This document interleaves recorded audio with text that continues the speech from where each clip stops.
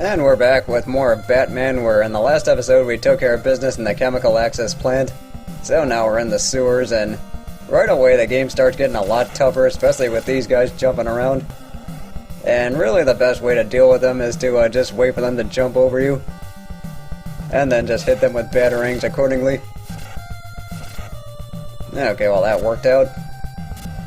But yeah, one of the reasons this stage gets a lot tougher is they're much trickier jumps. They're also much tougher enemies, and also the enemy placement just gets a lot more obnoxious as the game goes on.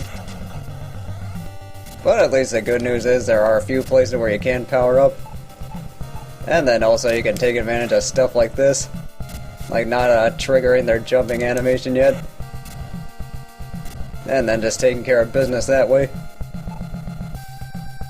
Let's see, I want to get these things on screen. Yeah, see, this is where the enemy placement starts getting a lot more obnoxious because there's a lot more stuff after you. Let's see, I would appreciate if I don't keep running into this guy.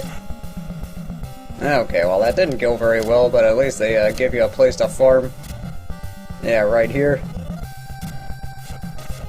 Except, of course, there is something else. Okay, well that did not work out at all. Yeah, we could be in some trouble here. But now for stage 3-2, and at least this does count as a checkpoint, so just in case we do end up dying, at least we got that working for us. And we might end up dying here. Alright, just gotta take care of this guy. Okay, well that actually worked out for me. And also, since we are in sewers, there are going to be turbines, so running into those things is not exactly something we want to do. Especially because that's another one of those stage hazards that can just really mess you up if you're not careful. Especially because it's so easy the first time just to jump into those things, or into those turbines. Of course, it's not helping when I'm jumping into enemies like a fool. Alright, well either way, I've got to go ahead and farm here, so I'll just see it when I'm done. Alright, now that we're back, and we got full health now. So, I mean, that only took a few minutes, fortunately. And then, of course, I also maxed out on ammo while I'm there. So, let's just go ahead and make our way up here. And it is pretty easy to get confused this way, but, I mean, it happens.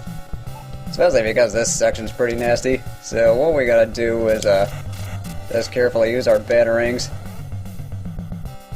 And then just make our jumps. Especially because here, when these tanks come in, it's so easy to get ambushed by these things off screen. So we just gotta be careful with getting our good shots in. Yes, batarangs can take out tanks, who knew? But we gotta be careful with getting our shots in, and then also just jumping out of the way of that fire. Because it's really easy for those things to wear you down, especially if this close to the boss. Yeah, see, like right there, that's where it's really easy to get ambushed. So what we gotta do is just duck and then just hit when they're going back.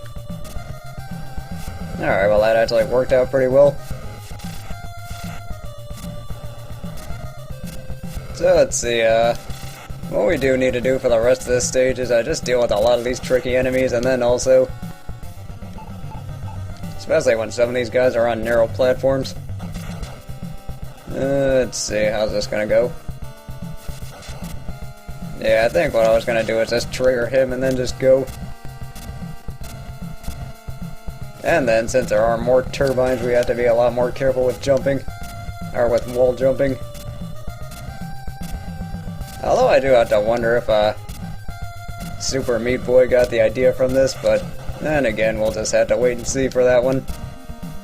Of course, I still do need to finish that game. Then again, if I do end up getting a new computer, I think that's one thing I'm definitely gonna do.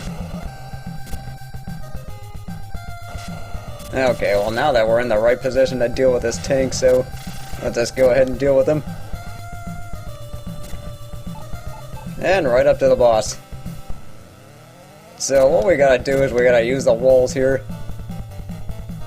And then, see, what I'm going to do is I'm just going to trigger him into firing to the right, and then just firing to the other side, and then just breaking him down that way. And this is a hellishly cheap strategy of dealing with this guy, but then again, with how some of these bosses are later on, I mean, just fighting with these guys is just begging for trouble.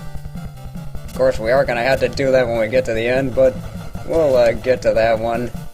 We get to that. But either way, what I'm doing is, because I'm going to the other side, I'm letting him slash over to the left, and then letting him slash over to the right, and then just doing that accordingly. And it actually does take quite a few hits in order to kill this guy. So, I mean, that's one reason I'm fighting this as conservatively as I am.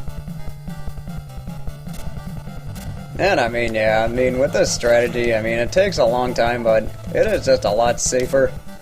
And fortunately, you do have unlimited continues, but if you do get a game over to the boss, it sends you back at the area, or the last area you were in. I mean, fortunately, you don't have to do the beginning of the entire stage, but I mean, it's still kind of a pain to make it through some of those later sections. But at least I'm glad they do that, because in case you do run out of ammo, you do have to get that back. And either way, we made it through stage 3 relatively alive. Well, not relatively alive, but at least in pretty good shape. So with that said, I'm going to go ahead and call the video here, so join me next time as we take on stage 4 and get closer to the end. See you then!